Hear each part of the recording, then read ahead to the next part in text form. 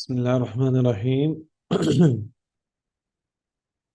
إن الحمد لله والصلاة والسلام على سيد الأنبياء وعلى آله وأصحابه أجمعين أما بعد.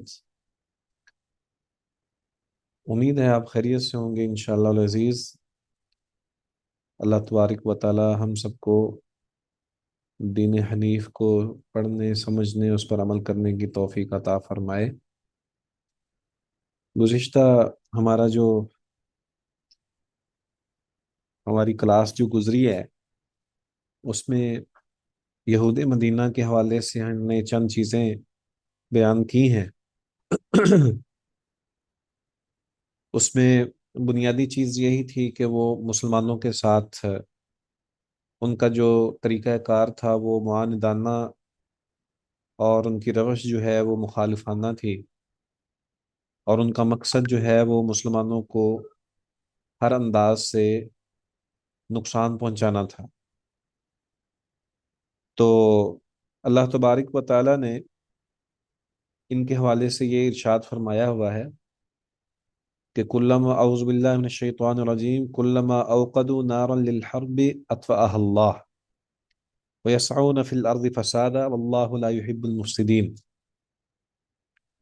کہ جب کبھی بھی وہ جنگ کے آگ بھڑکاتے ہیں تو اللہ تعالیٰ اسے بجھا دیتا ہے اور وہ زمین میں فساد کرنے کو دوڑتے ہیں، اور اللہ تعالیٰ فساد کرنے والوں کو ہرگز پسند نہیں کرتا. سورہ مائدہ کی اس آیت کریمہ سے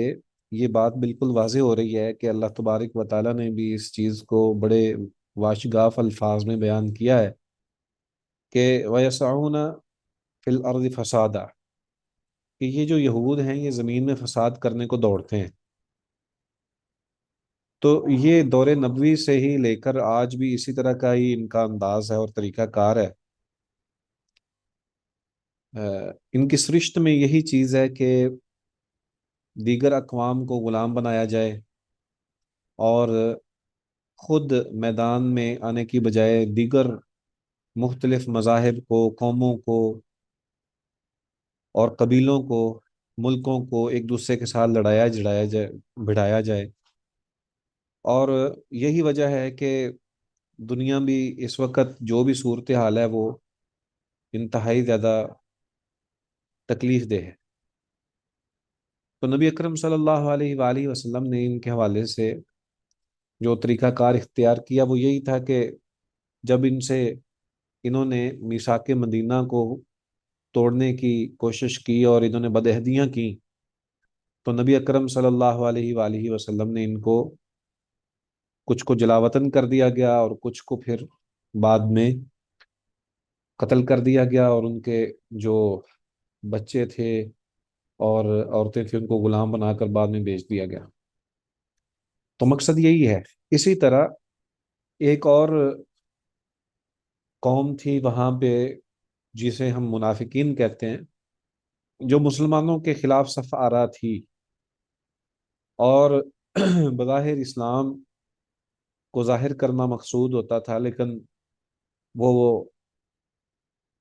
باطن میں کفر اور شر کو واضح کرتے تھے اور باطن اور شر پر چلتے ہوئے لوگوں کو نقصان پہنچانے کی کوشش کرتے تھے. تو اس میں سب سے پہلا جو منافق تھا عبداللہ بن ابی بن ابن سلول، اس کے بارے میں ہم نے ذکر کیا تھا کہ یہ مدینہ کے اندر نبی اکرم صلی اللہ علیہ وآلہ وسلم کی آمد سے پہلے اوس و خزرج کے قبیلوں کا سردار تھا، اور لوگ اسے بادشاہت کے لیے اختیار کرنا چاہ رہے تھے، اور اس کے دل میں بھی یہ بات تھی کہ میں اب میرا کوئی رقیب نہیں ہے اور میں بادشاہ بنوں گا. تو جب نبی اکرم صلی اللہ علیہ وآلہ وسلم مدینہ میں تشریف لائے اور میثاق مدینہ ہو گیا، تو پھر ظاہر بات ہے کہ اس کے بھی سارے موقف جو ہیں اور یا حسرتیں رہ گئیں، اور یہ پھر منافقت کی اختیار کرتے ہوئے اللہ تبارک و تعالیٰ کے سامنے نبی اکرم صلی اللہ علیہ وآلہ وسلم کی مخالفت میں ہمیشہ اس نے اپنی زندگی گزار دی. یہود و منافقین کے تذکرے کے بعد جہاں یہ بہت زیادہ پریشانیاں بھی تھیں، وہاں پہ अल्लाह तबारक व ताला ने खुशियों का मौका भी दिया है। नबी अकरम सल्लल्लाहु अलैहि वसल्लम की सैयदा आयशा रज़ी अल्लाह ताला अन्हा से निकाह की बशारत भी इसी इन्हीं अय्याम में हुई है। और फिर उसका तज़किरा भी हमने चीदा चीदा किया था। इसमें थोड़ी सी तफसील मतलूब थी कि सैयदा आयशा रज़ी अल्लाह ताला अन्हा का घर जो है वो कहाँ पे बनाया गया। तो जैसा कि मारूफ है कि रसूलुल्लाह सल्लल्लाहु अलैहि वसल्लम ने मस्जिद नबवी तामीर की, तो साथ ही आपने अपने लिए दो घर बनवाए थे। एक सैयदा सौदा बिनत ज़मा रज़ी अल्लाह ताला अन्हा के लिए था और दूसरा सैयदा आयशा रज़ी अल्लाह ताला अन्हा के लिए। सीरत निगारों ने इस हवाले से तज़किरा किया है कि ये सैयदना हारिसा बिन नुमान का घर था जो मस्जिद नबी के साथ था। तो नबी अकरम सल्लल्लाहु अलैहि वसल्लम जब भी शादी करते तो हारिसा एक घर आपको हिबा कर देते। इसी तरह नबी अकरम सल्लल्लाहु अलैहि वसल्लम की सुकूनत इसी इलाके में हो गई और मस्जिद के साथ ही मुत्तसिल हो गए। सैयदा आयशा रज़ियल्लाहु ताला अन्हा के हवाले से बड़ी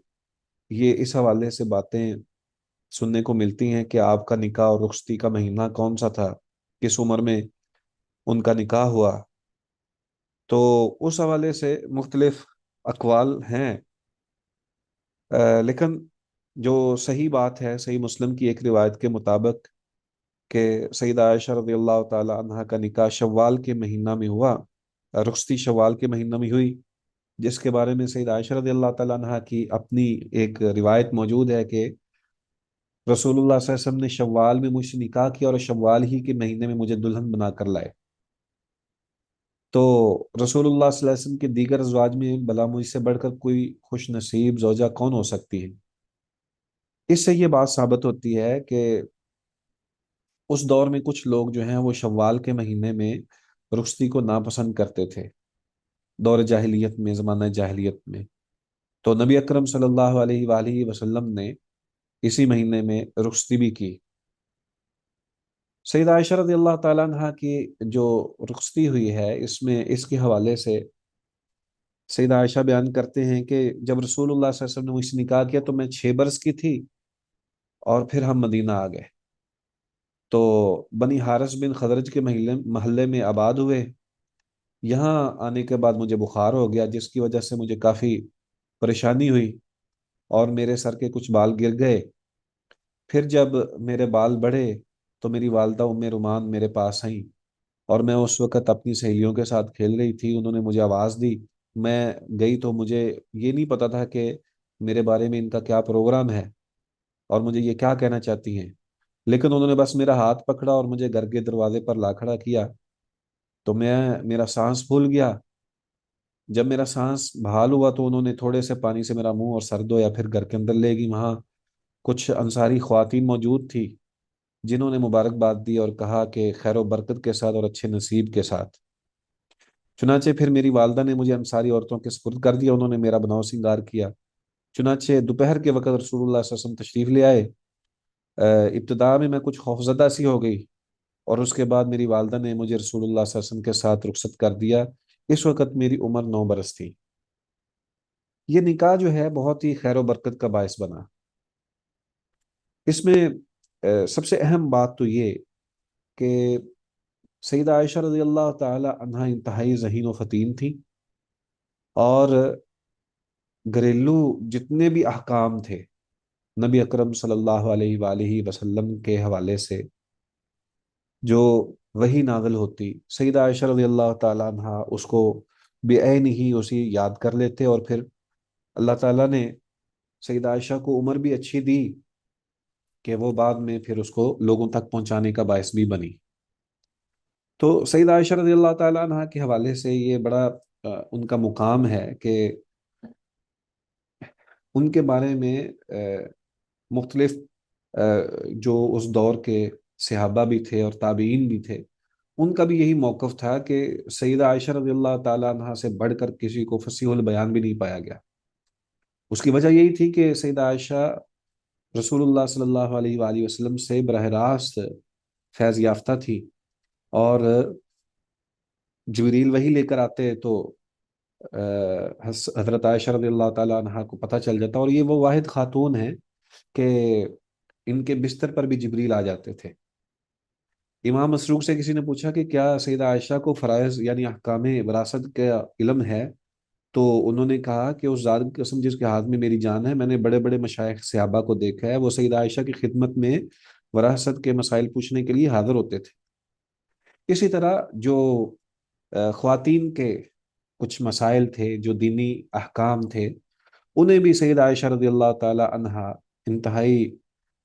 خوبی کے ساتھ نبی صلی اللہ علیہ وسلم سے پوچھ کر بتا دیتی۔ تو یہ اللہ تعالیٰ کی طرف سے ایک خاص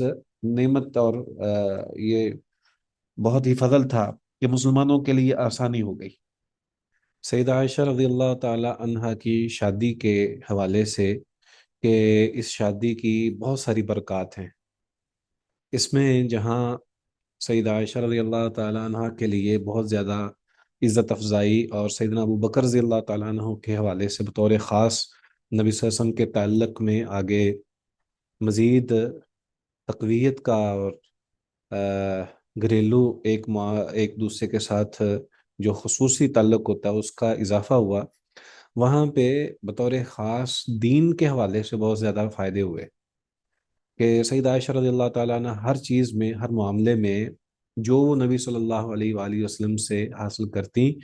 بعد میں بتا دیتی۔ اگر دیکھا جائے تو نبی صلی اللہ علیہ وسلم کی دیگر ازواج بھی تھیں، اور ان میں بہت بڑی بڑی مجتہدہ بھی تھیں، اور نبی صلی اللہ علیہ وسلم کے ساتھ ان کا تعلق بھی اسی طرح، اور نبی صلی اللہ علیہ وسلم بھی بالخصوص ہر ایک کے ساتھ برابری اختیار فرماتے۔ لیکن جتنی روایات اور جتنا علم امت کو سیدہ عائشہ رضی اللہ تعالیٰ عنہ کے حوالے سے ذریعے سے ملا ہے، کسی اور کے ذریعے سے نہیں ملا۔ البتہ جو لوگ اس بات کو اعتراض بنا کر پیش کرنے کی کوشش کرتے ہیں کہ عمر تھوڑی تھی، تو یہ بات بالکل بھی درست اس لیے نہیں ہے کہ عرب کے اندر اس حوالے سے جو ہے وہ کوئی اہمیت نہیں رکھتی یہ بات، اور کم عمری میں ہی شادیاں بالکل معروف تھیں۔ یہی وجہ ہے کہ کسی ایک شخص نے بھی، بے شک منافقین تھے مدینہ میں یا کفار تھے اس دور میں، کسی ایک نے بھی اس بات پر کوئی بات نہیں کی۔ تو یہ صرف ایک ایسی بات ہے جس کی وجہ سے مشرکین کو یا دور حاضر کے مستشرقین کو موقع ملتا ہے کہ وہ نبی اکرم صلی اللہ علیہ وآلہ وسلم کے حوالے سے بات کریں۔ اس کے بعد سیدہ عائشہ رضی اللہ تعالی عنہ کی شادی کے حوالے سے تذکرہ کے بعد جو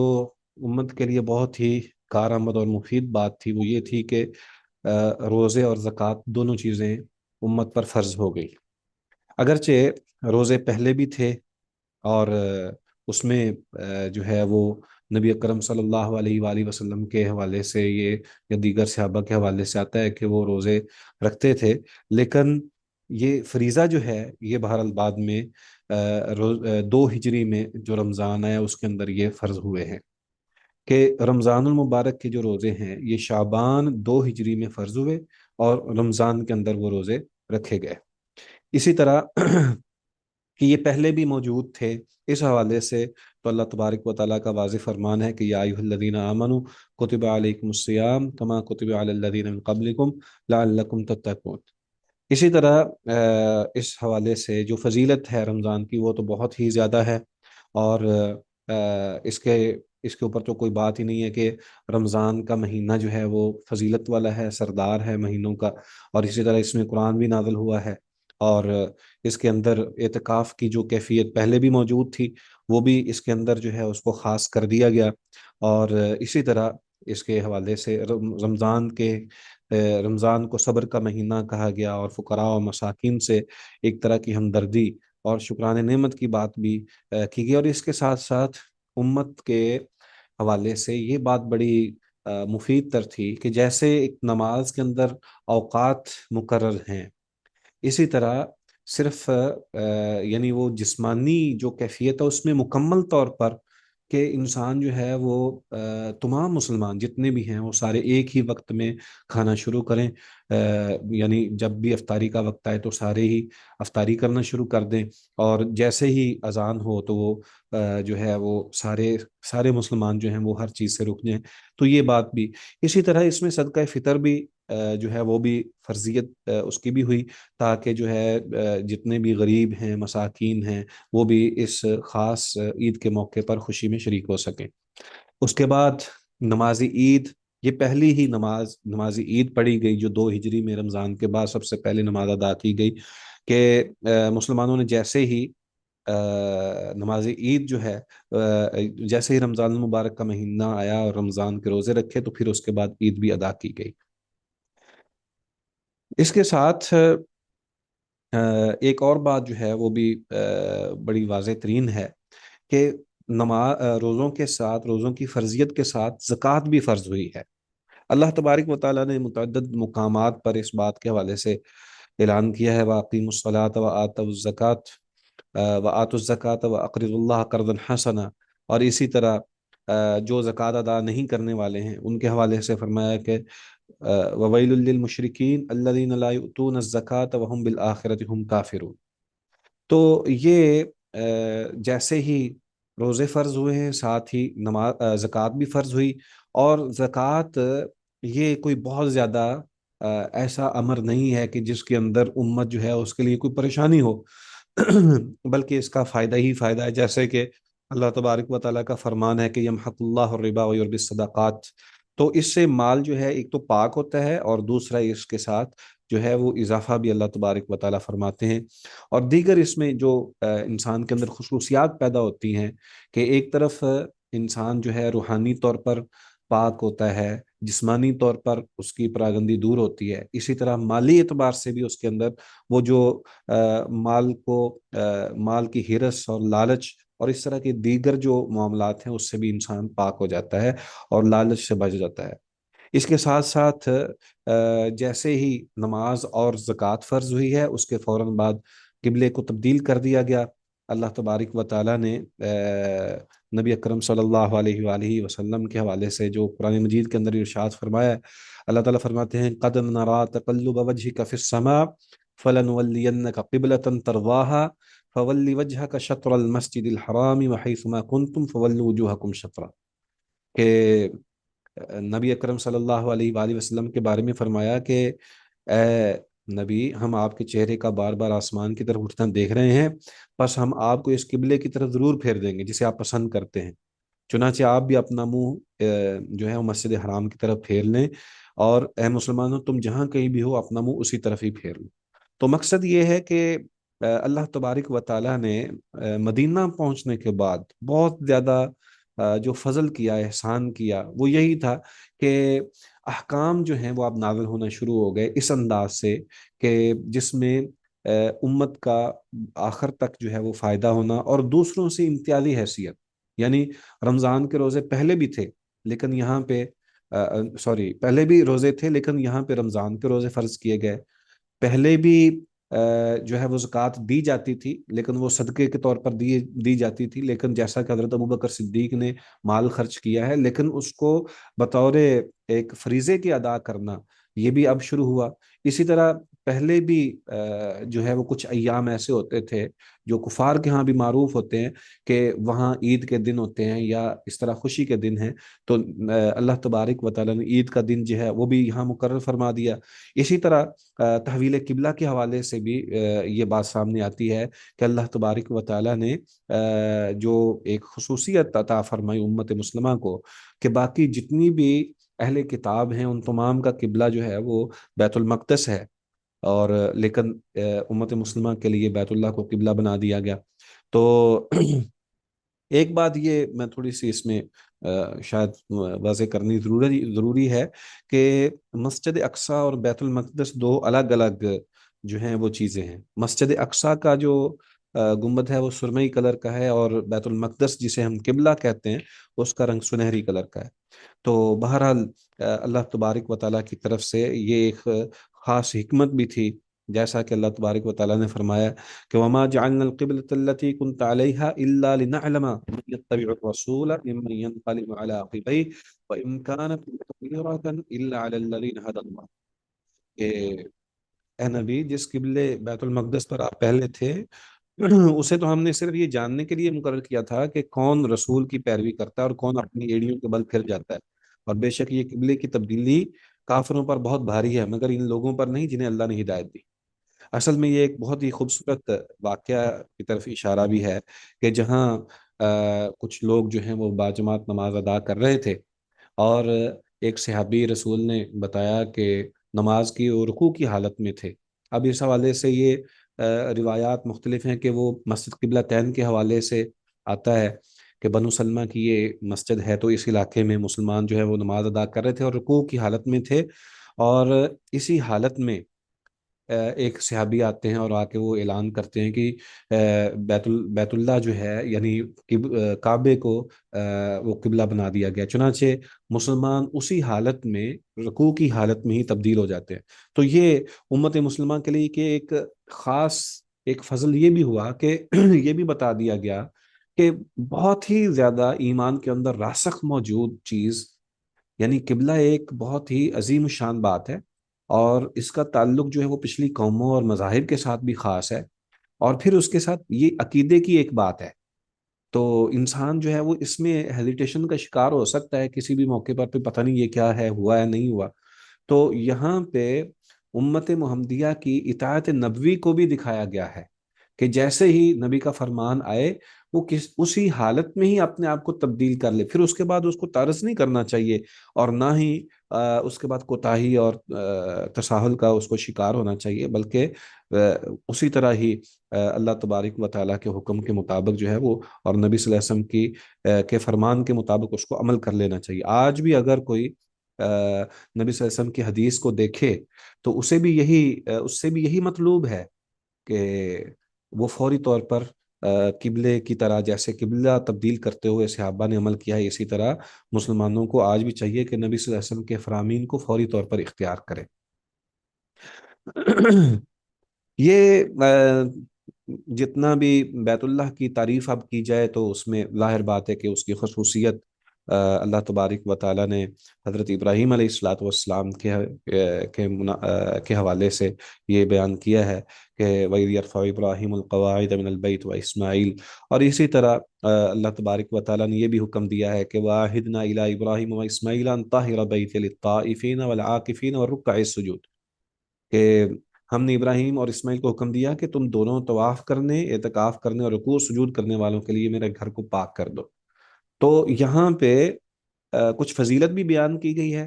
اور یہ پیغمبرانہ عمل بھی ہے کہ گھر کی صفائی یعنی اللہ کے گھر کی صفائی، اور تیسرا یہ بھی ذکر کر دیا گیا ہے کہ بیت اللہ کا جو اصل مقصد ہے وہ یا تو طواف ہے یا اعتکاف ہے یا پھر وہاں پہ نماز کی ادائیگی ہے، اور اس کے ساتھ ساتھ علم اور علم کے حوالے سے کہ وہاں پہ علم بھی سیکھا جائے اور لوگوں کے لیے آسانیاں بھی کی جائیں، تو یہ بھی مقصد ہے اس بیت اللہ کی تعمیر کے حوالے سے، اور یہاں پہ اس بات کا بھی جو ہے وہ ذکر موجود ہے۔ اسی طرح قبلے کے حوالے سے یہ بات بھی لازم ملزوم ہے کہ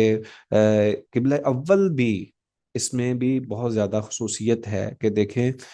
قبلہ اول جو ہے وہ اگرچہ اب ہمارا قبلہ نہیں ہے، لیکن ظاہر بات ہے کہ اسلام کے ورثاء جو گزشتہ انبیاء علیہم الصلاۃ والسلام کے صحیح ورثاء ہیں وہ مسلمان ہی ہیں۔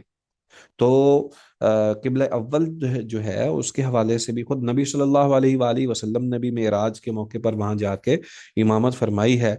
جیسے قرآن مجید میں سبحان الذی اسریٰ بعبدہ لیلا من المسجد الحرام الی المسجد الاقصی الذی بارکنا حولہ لنریہ من آیاتنا انہ هو السمیع البصیر، اس بات کا تذکرہ ہے۔ تو مقصد یہ ہے کہ قبلہ اول کی فضیلت اپنی جگہ، جیسے نبی صلی اللہ علیہ وسلم نے یہ بھی فرمایا ہے کہ وہاں پہ نماز ادا کرنے والے کو اس کا اجر جو ہے وہ زیادہ ملتا ہے، جیسے بیت اللہ کے اندر 1,00,000 نماز کا اجر ہے، اور مسجد نبوی کے اندر جو ہے وہ 1,000 نماز کا اجر ہے، اسی طرح مسجد اقصیٰ کے اندر بھی ایک نماز کا زیادہ اجر ملتا ہے۔ اس کے بعد تحویل قبلہ کے بعد اللہ تبارک و تعالیٰ نے یہ جتنا وقت مسلمانوں کے لیے گزرا، اس کے اندر مسلمانوں کے دل کو مضبوط کر دیا۔ ایک تو وہ کاربند ہو گئے دین کے اوپر، کہ ان سے اللہ تعالیٰ نے ایک قسم کا امتحان لیا۔ ظاہری طور پر ایک تو نماز فرض ہوئی، پھر روزے فرض ہوئے، پھر زکوٰۃ فرض ہوئی، پھر قبلہ بھی تبدیل ہوا۔ مقصد یہ تھا کہ امت کی اب تیاری تھی، اب اللہ تبارک و تعالیٰ اس سے، اس امت سے ایک اور بڑا کام جو ہے وہ لینا چاہ رہے تھے، اور وہ ہے جہاد۔ تو اللہ تبارک و تعالیٰ نے اس کے حوالے سے جو ارشاد فرمایا ہے کہ اس کے بعد جو ہے اذن للذین یقاتلون بانہم ظلموا وان اللہ علی نصرہم لقدیر، تو یہ سورہ حج کے اندر یہ آیت نازل فرمائی، جس سے یہ ثابت ہوا۔ سیدنا ابو بکر رضی اللہ تعالیٰ عنہ بیان کرتے ہیں کہ جیسے ہی یہ آیت نازل ہوئی تو مجھے پتہ چل گیا کہ اب جو ہے وہ جنگ ہوگی، اور اب اس کے بعد جو ہے مسلمان جو ہیں وہ جہاد کریں گے۔ اسی طرح اس کے جو فوائد و ثمرات ہیں، کوئی ایک تو یہ کہ جہاد کرنا کن کے ساتھ ہے، تو وہ بالکل واضح ہو گیا کہ اللہ تعالیٰ کا فرمان ہے یا ایھا النبی جاہد الکفار والمنافقین، منافقوں سے بھی جہاد کرنا اور کفار کے ساتھ بھی جہاد کرنا، لیکن کس انداز سے؟ اللہ تعالیٰ کا جیسے فرمان ہے وقاتلوہم حتی لا تکون فتنۃ ویکون الدین کلہ للہ، کہ ان سے جنگ کیجئے، یہ کفار اور منافقین کے ساتھ جنگ کیجئے یہاں تک کہ فتنہ بھی ختم ہو جائے اور دین اللہ کے لیے ہی غالب ہو جائے۔ تو اسی طرح پھر اللہ تبارک و تعالیٰ نے یہ بھی حکم دیا کہ انفروا خفافا وثقالا وجاہدوا باموالکم وانفسکم فی سبیل اللہ۔ مقصد یہ ہے کہ جو اصل جہاد کا جو مقصد تھا وہ یہ تھا کہ کفار کے ساتھ اس لیے قتال کیا جائے، لڑائی کی جائے، تاکہ اللہ تبارک و تعالیٰ کا کلمہ اور دین جو ہے وہ بلندتر ہو۔ اس کے علاوہ کسی اور مقصد کے لیے جو ہے وہ بے شک کوئی زمین کا ٹکڑا ہو یا کوئی اپنے وطن کی ہی بات صرف مقصد ہو، وہاں پہ دین کا مسئلہ نہ ہو، تو ایسی صورتحال میں جہاد جو ہے وہ نازل نہیں ہوا تھا اس وقت۔ تو بہرحال اس میں اس کے حوالے سے، مشروعیت جہاد کے حوالے سے مختلف مواقع ہیں۔ سب سے پہلی بات تو یہ ہے کہ جب تک مکہ مکرمہ میں نبی صلی اللہ علیہ وسلم موجود رہے، وہاں پر نبی صلی اللہ علیہ وسلم پر جہاد فرض نہیں کیا، اور ابتدا 2 سال جو ہیں مدینہ میں بھی جہاد اس لیے نہیں فرض ہوا کیونکہ مسلمانوں کے اندر اب جیسا میں نے ذکر کیا ہے، ایک تو اسلام کو راسخ کرنا اور ان کو مضبوط کرنا، اور پھر مسلمانوں کے دلوں کو مطمئن کر دینا اور وہ اس قابل ان کو بنا دینا، یہ اللہ تعالیٰ کا کام ہے کہ وہ ترتیب کے ساتھ، جیسے قرآن کو اس لیے نازل کیا گیا تاکہ مسلمانوں کے دلوں میں اس پر عمل کرنا جو ہے وہ بالکل آسان ہو جائے، اسی طرح مختلف مواقع پر جو احکام الہی نازل کیے گئے ہیں تو ان کا مقصد بھی یہی تھا کہ اللہ مسلمانوں کے دلوں میں اس کے حوالے سے، یعنی اس حکم کے حوالے سے پہلے سے ہی یہ داعیہ موجود ہو اور ان کی محبت موجود ہو کہ وہ اسی طرح جو ہیں وہ عمل کرنے والے ہیں۔ تو ان میں جہاد کے حوالے سے سب سے پہلی بات تو یہ ہے کہ جیسے ہم نے ذکر کیا ہے کہ اس کا مقصد کیا ہے، تو سب سے پہلی بات تو یہ ہے کہ انسان کا دفاع بھی مقصود ہے، کہ جیسے نبی اکرم صلی اللہ علیہ وآلہ وسلم نے بھی دفاعی طور پر ابتدا میں جو ہے مسلمانوں کے خلاف جنہوں نے ظلم کیے اور جنہوں نے قتال کیا یا مال ہتھیائے، ان کے ساتھ سب سے پہلے جو معاملہ تھا وہ دفاعی ہی تھا، اور اس سے بھی پہلے ابتدائی دور اسلام تھا، اور اس دور دعوت اسلام کے ابتدائی مرحلے کے اندر اللہ تبارک و تعالیٰ نے مسلمانوں کو جو ہے وہ ثابت قدمی جو ہے وہ دکھانی تھی، اور اس کے بعد پھر دفاع کرنا، یعنی جیسے ہی مسلمان وہاں سے نکلے، جب تک مسلمان مکہ میں رہے تو انفرادی طور پر مختلف مسلمانوں کے ساتھ ظلم ہوتے رہے، اور خود نبی صلی اللہ علیہ وسلم پر بھی زیادتیاں ہوتی رہیں، تو اسلام نے انفرادی حیثیت سے یہ وہ موقع تھا کہ جس کے اندر جہاد کی اجازت نہیں دی، لیکن جیسے ہی مدینہ میں پہنچے تو مدینہ میں پہنچنے کے ساتھ ہی اللہ تبارک و تعالیٰ نے جیسے میثاق مدینہ ہوا اور مواخات قائم ہوئی اور دیگر احکام نازل ہوئے، تو اللہ تبارک و تعالیٰ نے جہاد اس لیے نازل کیا تاکہ لوگوں کے دلوں میں یہ بات بھی ثابت ہو جائے کہ صرف ایک فرد کے حوالے سے نہیں، بلکہ اب ایک جمعیت کے طور پر سارے مسلمان آپس میں متفق ہیں، متحد ہیں، اور ان کا ایک دوسرے کے ساتھ تعلق جو ہے وہ بہت ہی مضبوط ہے، اور اس لیے کوئی کسی کے ساتھ کسی بھی اعتبار سے کوئی ظلم زیادتی نہ کرے۔ دوسرا یہ تیسرا مرحلہ یہ بھی تھا کہ دفاع کے علاوہ کچھ ایسے بھی لوگ تھے جو جو مدینہ پر حملہ آور ہوتے۔ اب مدینہ پر حملہ آور ہونا اور یہاں پہ مسلمانوں کا موجود ہونا، یہ ظاہر بات ہے کہ یہ مسلمانوں کے لیے بڑی عجیب بات تھی کہ کوئی باہر سے آ کے حملہ آور ہو جائے، اور آخر میں اس بات کی طرف اشارہ ہے کہ جب مشرکین مسلمانوں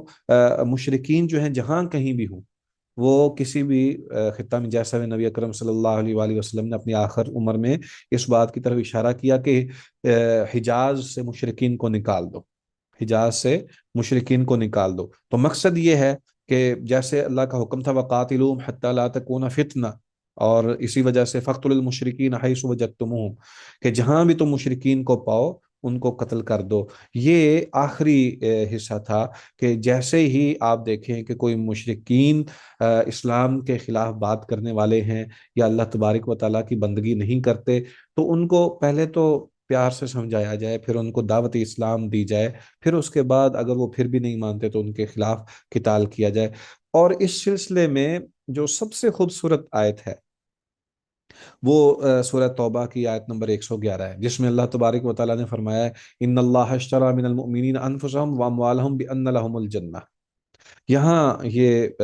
بشارت دی گئی ہے جنت کی ان لوگوں کے لیے جنہوں نے اپنے مال اور اپنی جان اللہ کے راہ میں قربان کرنے کی بات کی ہے۔ تو اس حوالے سے یہ بات بالکل واضح ہو گئی۔ اس کے بعد نبی اکرم صلی اللہ علیہ وآلہ وسلم نے جیسے ہی یہ اس بات کا اظہار کیا کہ جہاد جو ہے وہ فرض ہو گیا ہے، تو مختلف علاقوں میں